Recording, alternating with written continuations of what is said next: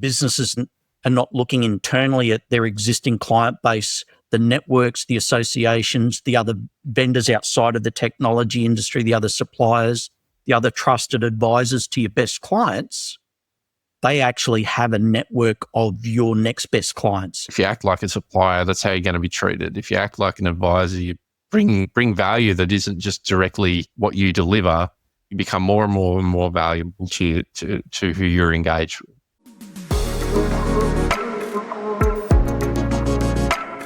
Welcome to Go-to-Market Playmakers, where we bring you winning go-to-market strategies from the industry's best. Each episode, we sit down with B2B tech and SaaS founders, executives, and industry playmakers who've mastered the art of taking products and services to market. Whether you're scaling a startup, refining your go-to-market motion, or driving revenue growth through a channel program or a partner ecosystem, this is where you'll learn the plays that work. I'm your host, Jeremy Balius. Today's theme is growth strategy through referrals.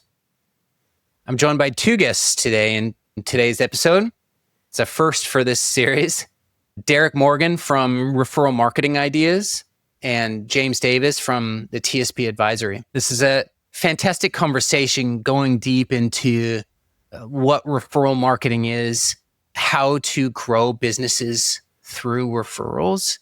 I think it's a real missed opportunity in the market. I think we can all agree that referrals are a fantastic opportunity to grow your business, but how do you systemize and build process around it? How do we think about referrals in the context of a strategy? And how can we build out our networks in order to elicit referrals? That all gets covered today. Let's get straight into it. Guys, Derek, James, it's so awesome to have you guys on the call. I'm pretty excited. This is a first for the podcast. We're having a group conversation for this episode. Thanks for joining me today, guys. My pleasure. Thanks for having me back. I haven't been booted off yet, so that's a good start. I think showing that you're going to be a regular on this thing. Hey, let's jump straight into it. I've got a starting point for us. Derek, this is going to kick off with you. In your view, what's not working with traditional go-to-market in this day and age? Where do we go from here? Yeah, look, I think it's noise and overwhelm. It's been noisy and overwhelming from a content perspective, and outbound and acquisition of cold net new leads has been a real sort of marketing push for a long time. And I guess AI, which is fantastic as far as piece of technology is concerned, it's actually increased the ability and speed to market for a lot of businesses, so they can produce better content easier. They can get that content out into the marketplace easier. They can repurpose that content easier, and there's lots more people doing it. So I think the noise in the marketplace is one of the big things that, where people started to mentally filter ads, are they now starting to mentally filter content because it's overwhelming? So I think that's a bit of a go-to-market challenge that I'm seeing. I'd be keen to see what you guys are seeing in the marketplace around that. Yeah, what do you think, James? I think back what Derek's saying, that noise is a key contributor to a lot of failures. And I think especially in the technology space, there's a rush towards getting stuff to market as soon as possible. That whole flip, if you look from a SaaS perspective, the whole sort of thought process now is create something, get it out to market, iterate. So there's actually a lot of rubbish in the market too. So that ever increases the noise as well, because all of a sudden everything's coming at us.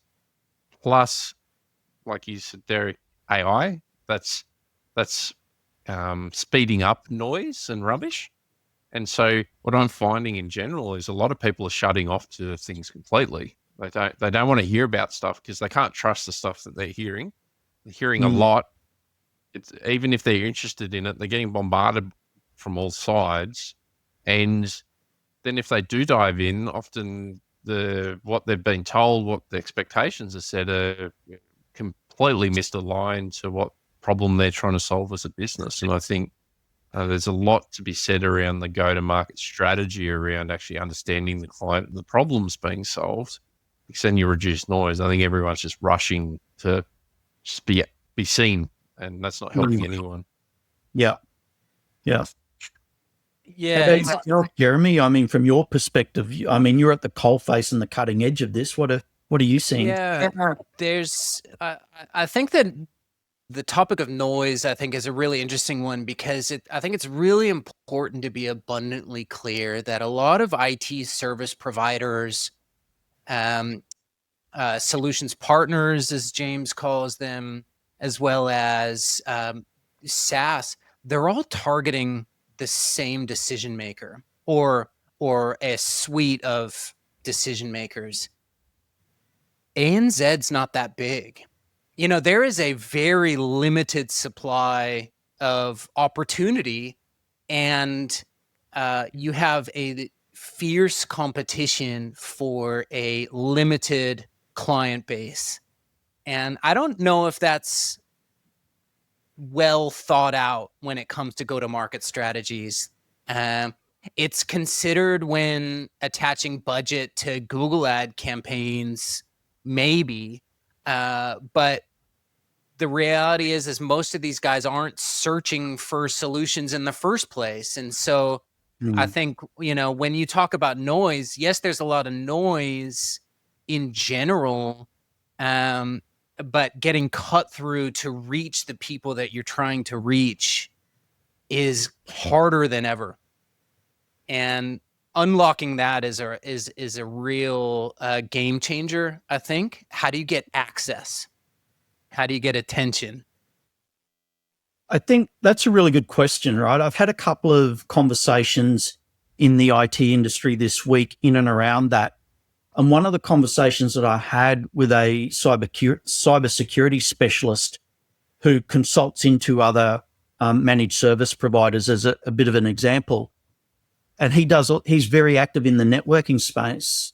But I said to him, like, who is your ideal customer that you're actually going out to, and who is your ideal referral partner that you're actually looking for when you're doing this networking? And typical of most businesses, it's, well, I can service everybody type mentality. And that may be correct, but you can't market to everybody and you can't speak to everybody clearly. So when we got down to it, I just said to him, how many, with the capacity that you had this week, how many actual net new clients could you bring on in the next 12 months? And he went, 12. So, well, if you're only looking for 12 clients, do you need this mass market, mass content strategy, or do you just need to be really focused on one industry and one sector or one vertical?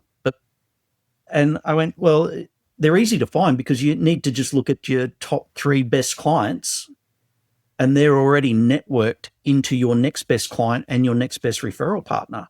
So sometimes narrowing your focus and being really hyper-focused is actually your fastest way to growth and scale and speed to market. Interested to get your guys' thoughts on that. I'd completely agree with that. What you said before, Jeremy, around especially ANZ, where we are a limited pool of potential clients in general. There's only like 1.2 million employing businesses in ANZ, and it's only like 2 to 3% are above 20 employees. So we're talking like 200 odd 20 person businesses or more. So to put that brings things into sort of a stark reality very, very quickly. And I think to lead off what you were just saying, Derek, is that clarity of who we actually work with, who is our ideal client or ideal partner profile, is critical to success. Not just from a marketing perspective and a sales perspective, but also from our operational side. How are we engaging with clients? There's a very big difference between that small and micro business size to that medium-sized business to the mid-market and enterprise and government. And this is where I see a lot of those sort of conflicts happening, because people just assume, well, I can do everything for everyone. I'll just blanket, go after it. But all of a sudden, very quickly, you actually cut off more market than what you think you're targeting, because you're using the wrong language. What you might do in the mid-market and the language and who you're targeting in that space is very different to a SMB compared to enterprise.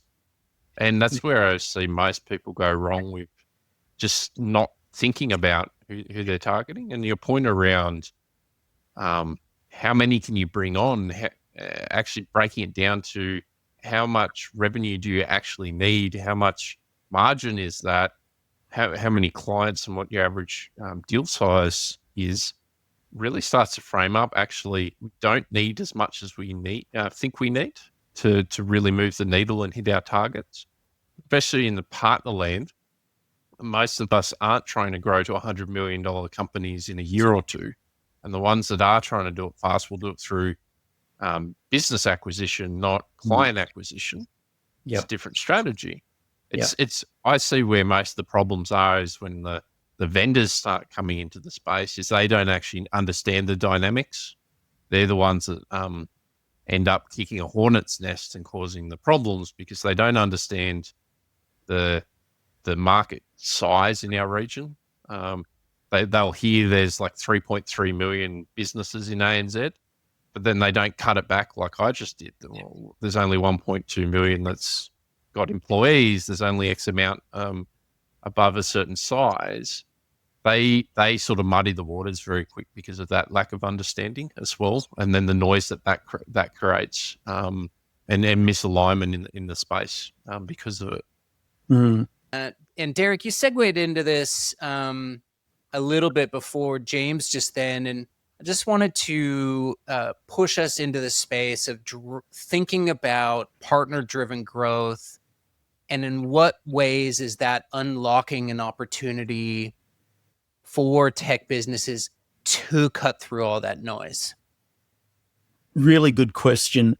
I think sometimes the perception, and it might just be my perception, sometimes the perception is that building those partner relationships takes longer and the process is more difficult and et cetera, and we need specialized teams. I've gone from SaaS startup sales to enterprise tech sales back to SaaS scale-up businesses. And basically what I've found across the board is our fastest speed to market and speed to new customer acquisition has been through network relationships as opposed to the cold outreach. So I think that potentially the misconception in the technology space is that partnership programs are too complex, they're too difficult to run, you've got to have dedicated staff, it's expensive. And I think that comes from the big end of town where you've got these big data strategies and you've got dedicated staff and et cetera. And I think what the mid-market misses and the small business market misses is that they have really tight relationships with their clients and they can leverage out into referral partner networks that are not industry-based, right? They need to look left and they need to look right rather than the traditional technology referral relationships. And done right, your existing SDRs or business development executives or founders can actually set up referral partnership models relatively quickly as a small part of what they're already doing anyway. So it doesn't need to be this big complex strategy with this big complex change management process from a sales and marketing perspective. It's like, hang on, how do we just have a focus and shine a bit of a light on a partner's strategy and then do it as a byproduct or part of what we're already doing anyway? And I think that's a big missed opportunity. The market trains us to be focused on the next trend fad scale marketing process. And in focusing predominantly on that, businesses then are not looking internally at their existing client base, the networks, the associations, the other vendors outside of the technology industry, the other suppliers, the other trusted advisors to your best clients. They actually have a network of your next best clients. So then it's a matter of how do you put in place an engagement strategy that adds value to that partner and through that partner to your target client, rather than looking at referral lead generation is exactly that, just purely an inbound process that happens because you're a good business. How do you put a strategy around that so that you can actually drive that process in a way that's actually predictable, duplicatable, and scalable? And I think that's probably the biggest missed opportunity. There's a huge amount of revenue sitting within your existing network and client base that's being walked past chasing all these scale opportunities. And I often talk about, in my past life when I was doing some fractional BDM work, I introduced a technology company to a consulting company. We sat them around the boardroom. Everyone agreed it was a match made in heaven. But because there wasn't a clear process and nobody owned that relationship, when I walked away from the table and left those two potential people to partner, for 2 years, nothing happened. When I came back into that technology business as an employee, saw in the database the consultant was there and nothing had happened with him, I went and had 2 coffees and that business wrote $11.2 million in the next 6 months. So if you do the math, the previous 24 months where nobody followed up because they didn't have a focus, structure, and framework, there's a $42 million opportunity cost. And I think that opportunity cost, nobody's looking for it, nobody's measuring for it, therefore it is invisible. And again, it just comes to trying to cut down some of the noise and having a focus around some of the strategy that you can put in place with what you're already doing now to just pull a bigger lever. Yeah. Yeah, I think that's really fascinating in the way that you're talking about that. And it gives me a question for James based on what Derek was just talking about. You know, we're in this space, we're so accustomed to talking about partners and channel programs. We're accustomed to talking about SaaS partner ecosystems where the API might be the connectivity. But listening to what Derek was just talking about, I'd be really interested to hear, James, in what way are you thinking about partnerships in the context of referrals? There's a few different areas, and if I start with the partner as the center of the world in the technology industry, it's ironic because we're all small business owners, and how we built our businesses was based on our friends and family's referral network. It's no one started it by going out there, doing a marketing campaign, driving from BDM activity and all of that. It's actually just, we jumped out, we started our own business, and we already knew some contacts, and we got some business, and we kept building that way. And then there's a certain point where we stopped doing that. We basically use up all of our friends and family circle, and we don't continue to be deliberate about building our ecosystem and our network any larger. We get sucked into the day-to-day operations, and then we find any excuse not to do that stuff, even though clearly we've been good at it and clearly there's value in doing that. And I think that is sort of the starting piece for a bit of awareness for the partners out there. Our true success in the past was driven by those key relationships and talking to people. Why do we stop? And to Derek's point, we default to this. How do we make it scalable? How do we automate all of this process? You can't.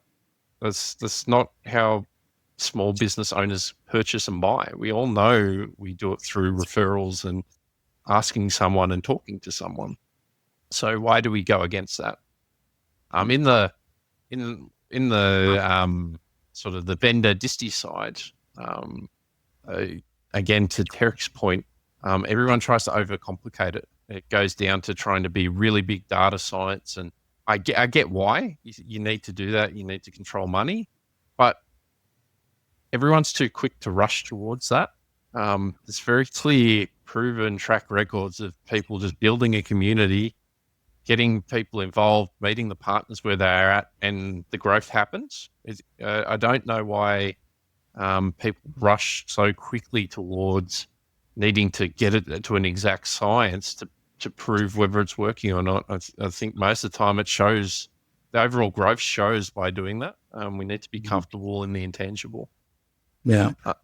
And I think the last sort of component, the end client, because they're all SMBs, the majority of the market, especially in our part of the world, they're all SMBs. They're the same as the partners.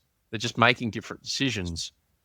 Technology is just one component to their business. And the more that we just realize that, and it's not their whole world, the more that we can fit in to how they need to make decisions. And that's where the partners come into play. The end clients are relying on the partners to help them make decisions in their business because they're the expert in that field.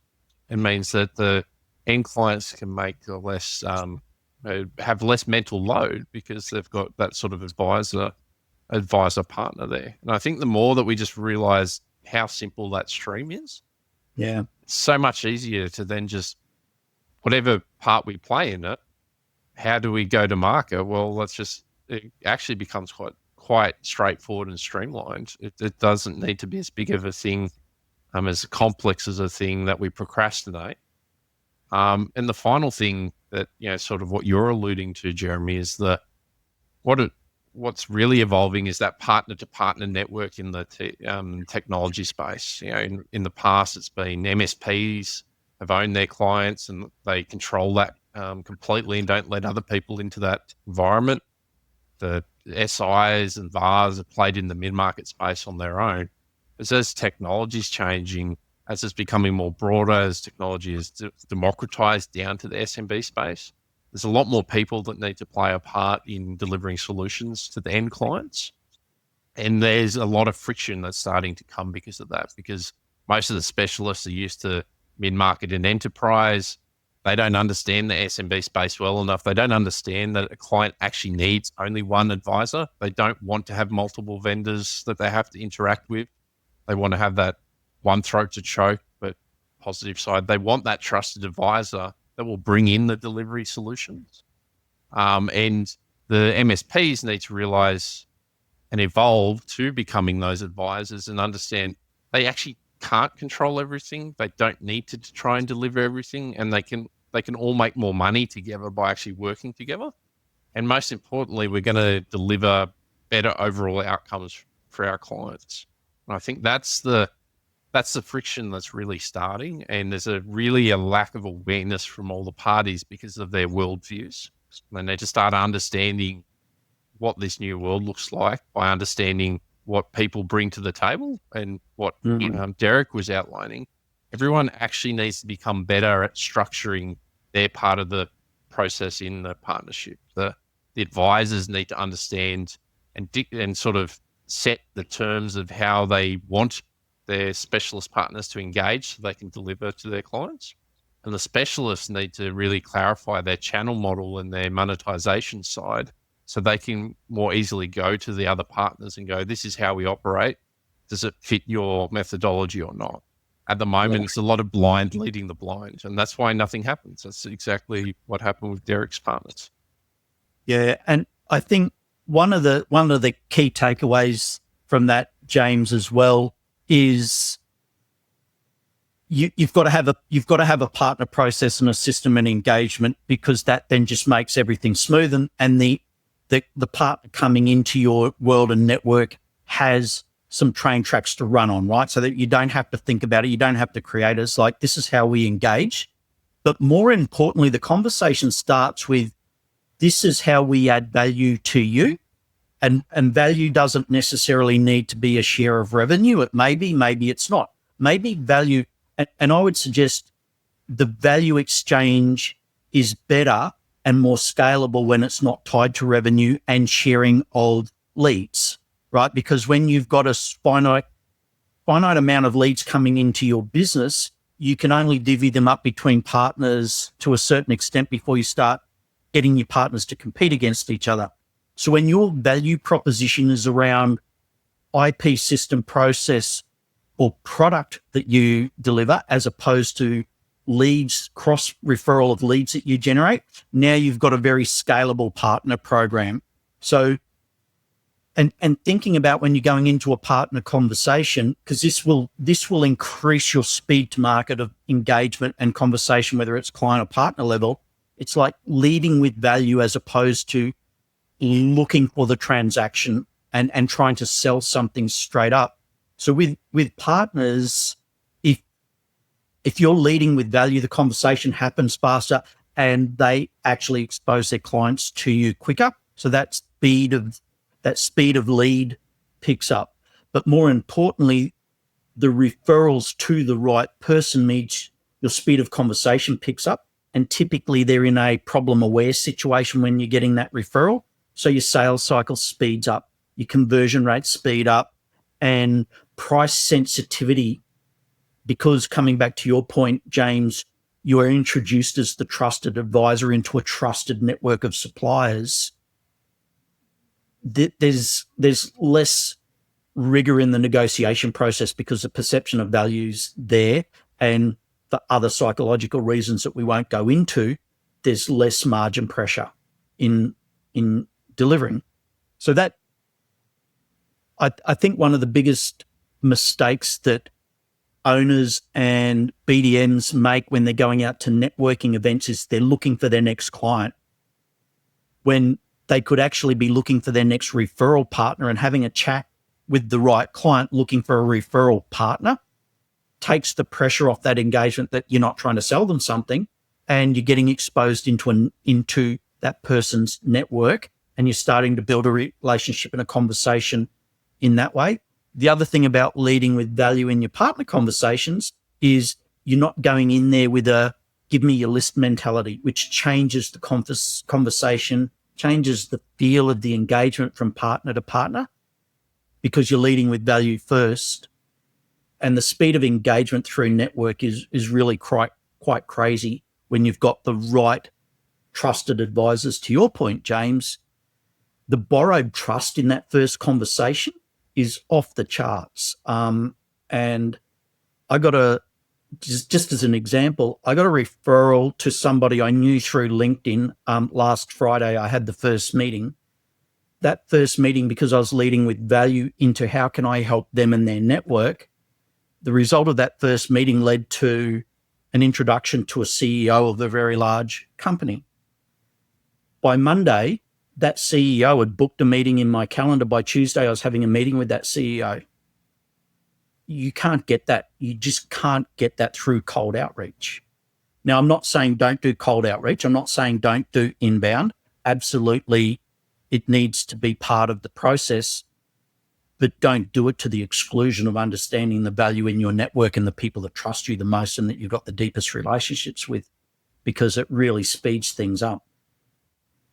So yeah, I don't know if I've got we all agree that referral introductions are the strongest, right? The trust has already been built because it's a trusted referral. We know that they make the best clients. We know that they more than likely deliver the best client lifetime value. So we know, I think everyone, including the listeners, understands that referrals are fantastic for business growth.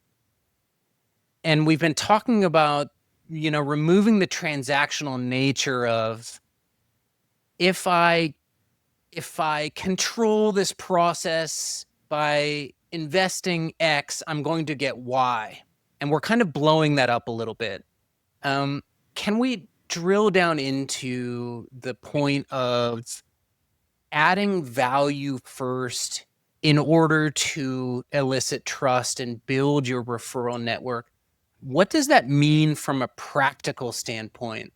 How should I, as a BDM, think about adding value to a partner without an expectation of return? What does that mean? I think there's a number of different ways that you can think about this, and I don't want to sort of run down a deep rabbit warren, so I'll try and answer your question from my perspective, without getting too carried away.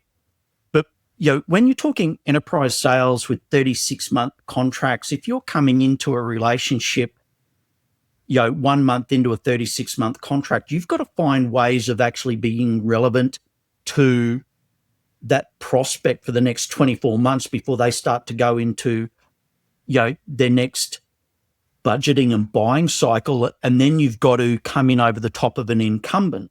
So there's a couple of things to think about. It's like, buyers are buyers are buyers. So rather than going for the $1 million contract where they've already got a contract in place, it's going, you can't unseat that mid-contract.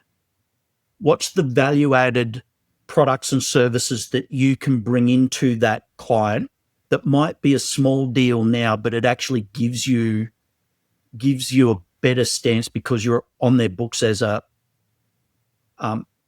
provider, right? So what's that complementary product that you can put into the conversation?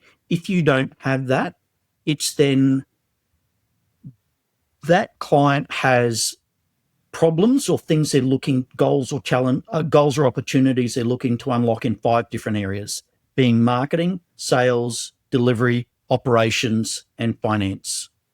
So how do you build a network of trusted advisors around you? So when you're doing that business development conversation, relationship building, you can add value by introducing them to people that can solve a problem that they have right now, that bang, you become, back to James's point, you become the trusted advisor, not because you sold them anything, but because you solved a problem for them through your network. And I think one of the biggest missed opportunities for a lot of SMEs, and particularly managed service providers, is they have this really high level of trust as a trusted advisor. They have this network of clients. They're out there networking together, but are they actually connecting other suppliers to their clients to solve problems? And are they actually connecting clients up with each other to do business?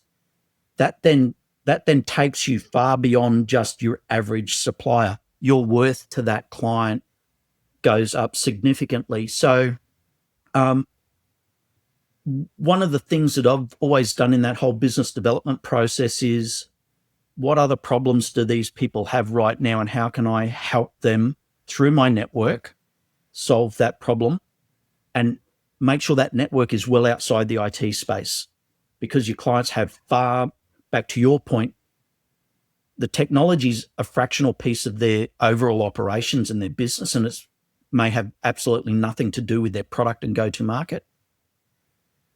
That's the bigger piece of their business. That's where they got more challenges. There's more opportunities to refer into there and build your partner network with people outside of the technology industry. Then when those partners are referring, you're not playing in a space where you're trying to go back to the vendor or the disty to get referrals, right? It's coming from a completely different source where there's less technology noise in the conversation. So I don't know if I answered your question there, but that's one way of, particularly, for example, where in the past where I've come up against technology purchases being pushed back because it wasn't a budget priority, because they had other problems that they needed to solve or they were focused on.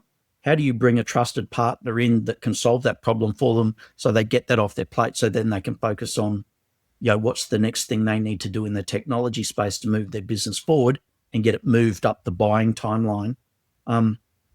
Just some things to think about. Yeah, a lot to consider there. James, in what way are you thinking about adding value to your relationships and potential referral partners? What Derek just said, a lot of pragmatic, good ways of engaging clients and the partners to unlock value and become more valuable as a person. Like, this is a big thing, talking to partners about elevating up to being actually an advisor. If you act like a supplier, that's how you're going to be treated. If you act like an advisor, you bring value that isn't just directly what you deliver. You become more and more and more valuable to who you're engaged with. And that's the mindset and approach that I've taken for many years. It's it is, what can I do to help people? Before anything else that you actually pragmatically do, you need to change the mindset from that transactional approach into basically a curiosity-driven approach. You need to be curious about the person on the other side. If you're just coming in to go, how am I going to generate revenue? You're going to fail every time. You might get some wins, but there's no relationship there. It's a transaction. And so if you're if your first sort of interaction with people is to understand who they are, what they do, what their challenges and opportunities are, then you can actually start to help them. And you might find that there's nothing that you can help them with, and you can say, be that up and up front. And you might not have the answers, but that might trigger something to go find out. But without that curiosity and that go-giver approach in the first place, all of this is a bit of a moot point. And I find in what I do, like my whole mission is just to elevate the industry. I've been trying to build a cohesive ecosystem down in the ANZ region for many, many years now. And it's just been based on trying to find the pieces that are out there and then connect the dots between each other. And what I've found over the years, I'm getting better at filtering out who I have in my ecosystem, because I've built a lot of trust with people. One of the first things I try and find out is, are they just trying to make money? Is it just a transaction to them? And is that something that I can help change and shift, or is that just how they operate? And if they're transactional, they're written off very quickly from how I engage, because it means if I put them in front of someone else, that's how they're going to act with them, and it's just going to continue. And my reputation will be burnt. Where if I know I can help someone, I can give something, I don't expect anything in return, because it doesn't matter to me. It's what matters is it going to help the partners? Is it going to help the subject matter experts to grow together? If they have that approach as well, then everyone's going to thrive. And so I think no matter what you cut it down to, whatever structure you put it into, it really comes down to the actual mindset and approach of individuals. Yeah.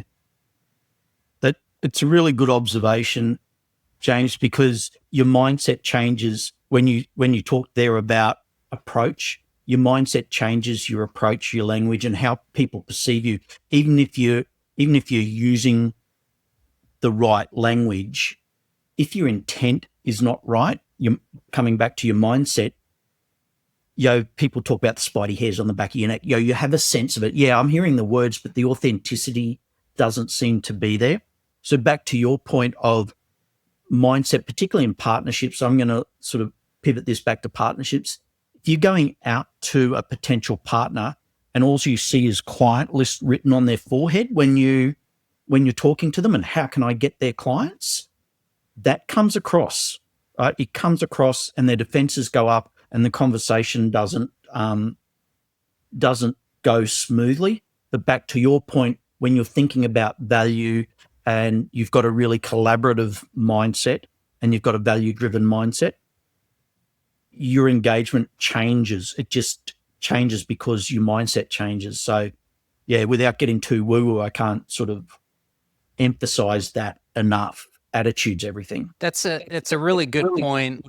And I think that's a really great opportunity to think about as we pursue trusted relationships and are adding value and are providing referrals and introductions and receiving them in return. How does a technology business systemize this, or how do we think about operationalizing this? And I guess where I'm really going for here, Derek, specifically to you, is the bones of why Refer It exists in the first place. But could you talk to me about how you've developed the means of operationalizing referral networks? Yeah. So, I mean, we've been doing business development through networks and building collaborative relationships for 30 plus years. And it's something that was never trained into us. It's something that develops organically. There's lots of stuff out there about business networking and how to do it properly, but there's not a lot of information around how to actually use referral marketing as a growth strategy. So everyone agrees referred leads are the best leads. Everyone wants more referred leads. But what most business owners don't do is, and this is from top to bottom, right? Because I've seen this in enterprise, mid-market, and SMB. they don't take the time to sit down and be thoughtful about designing a framework, a structure, and a process that is duplicatable and therefore scalable, right? It's most businesses, and the really good businesses get referrals. And I had a conversation earlier in the week where 70% of our growth, this I'm quoting here, 70% of our growth, new business growth came from referrals. Great. Do you have a system or a process for that, or are they happening organically? They're happening organically. Okay, so you've got no control over that. You're a good business, and therefore your clients are referring to you, which is awesome, right? You've got to be a good business to start with. But then how do you go, what's happening in this relationship process that's getting the referrals? And then how do we reverse engineer that with a framework, a formula, or a process that we can put our finger on? That's how we do it. And then once you do that, you can then you can train the rest of your team to do it and new employees to do it. And then you can go, okay, if we do more of X, we're going to get Y. Therefore, it's predictable. Therefore, it's scalable. That's hard to do when you're only dealing with customers and customer referrals. Customers are not typically great referrers, and it's hard to systemize for customers. Partners, on the other hand, you can completely systemize, and therefore you can, for want of a better description, cookie cut and duplicate the process. So now you can have multiple partner networks and grow those partner networks when your value is not tied back to giving them leads. Your value's some other form of value that you're giving to those partners. Now you can scale at will, subject to the limitations of the market. But now you've systemized your business to the point where, well, you want to level up from SMB to SME. Well, you actually have the business development capability to do that.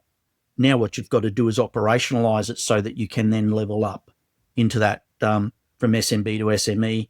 SME to enterprise is a completely different conversation. Wouldn't even consider speaking to that. But in the SMB, SME market, the ability to scale through partnerships is in your control. Whereas when you're doing fad marketing in the mass market, and again, I'm not saying not to do it. Absolutely, you should be looking at it because it's another way of scaling if you get that right.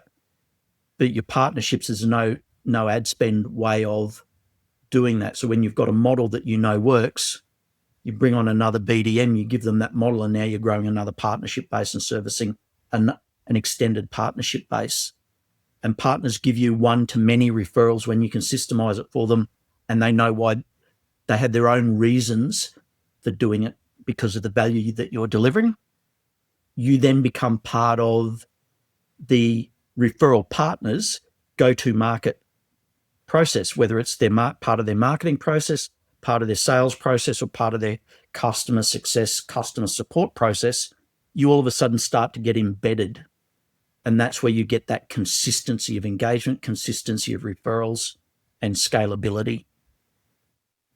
Yeah, it's amazing. It's really cool and so effective. I've been experiencing this. Final question, James. At your advice and recommendations, what should tech businesses be considering from your point of view? They need to understand their clients and who their ideal clients are. That's what most technology businesses, whether they're service-based businesses or they're SaaS, they don't actually know and can't articulate that very well apart from some rough attributes. From there, you can start to understand what sort of ecosystem you actually need to build. If I'm working with medical, what experts are around that field, what other solutions are there? We can actually talk their language. We can get involved.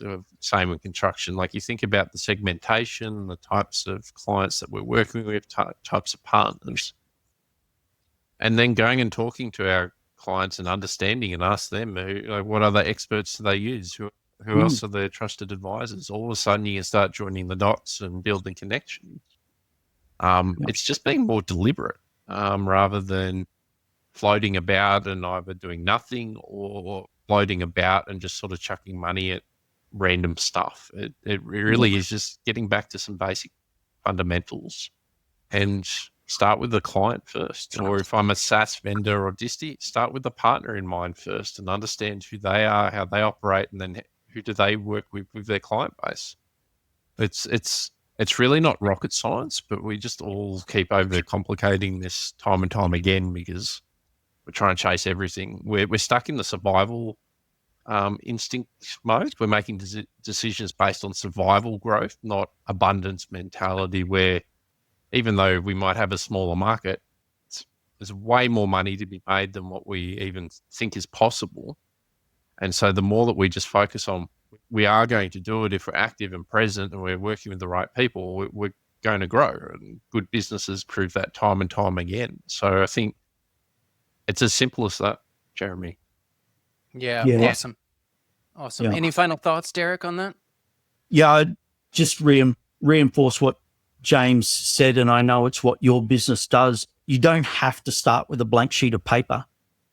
Your ideal customer profile, pick your top three to five of your best customers, profile those, and then look at their network, their suppliers, vendors outside of the technology industry, because they're potentially your next best partners. Think about how do you add value. Go and test the market with a couple of conversations. Go and ask your potential partner what is valuable to them, what challenges do they have, and how can you help solve those?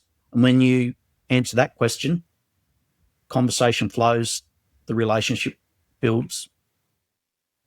Yeah, it's amazing. It's a lot to consider. We're going to have a whole bunch of links in the show notes. I recommend listeners check out Refer It app, download the guides and the checklists available on the website. Links will be in the show notes. There's a lot to consider here. First Go-to-Market Playmakers episode as a collaborative group conversation in the can. Thanks, guys, for coming on. This is fantastic. Thanks for creating the space, mate. It was fun.